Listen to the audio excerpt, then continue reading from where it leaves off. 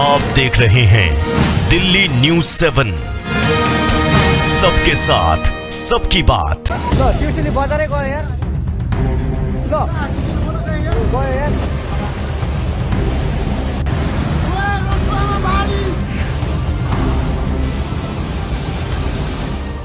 नेपाल में इस वक्त प्रकृति ने हाहाकार मचाया हुआ है।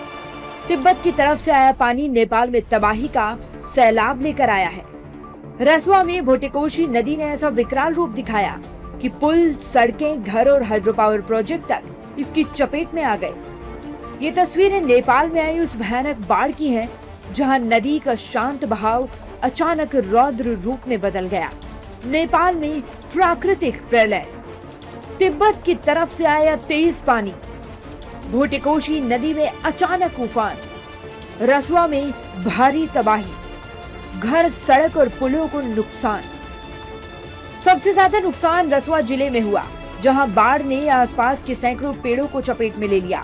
नेपाल के त्रिशूली बाजार में बुधवार सुबह अचानक पुल के नीचे से सैलाब बहने लगा। कई घर भी बाढ़ की चपेट में आकर तबाह हो गए। सिर्फ पेड़, घर और गांव ही नहीं, रसवा में एक हाइड्रो पावर प्रोजेक्ट भी बह गया। नुवाकोट जिले में त्रिशूली नदी के किनारे अचानक आई बाढ़ के बाद कई घर और वाहन क्षतिग्रस्त हो गए। बाढ़ के बाद सबसे बड़ा सवाल है लापता लोगों का।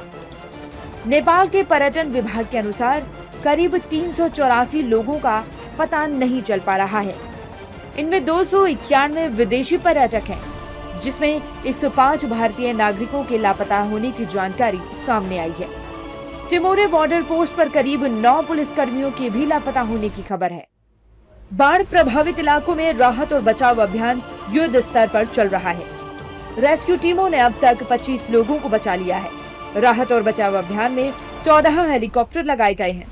लापता लोगों की तलाश और प्रभावित इलाकों में फंसे लोगों को सुरक्षित निकालने का काम जारी है।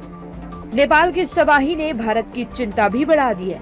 इसे देखते हुए बिहार में भी 8 जिलों में अलर्ट जारी किया गया है।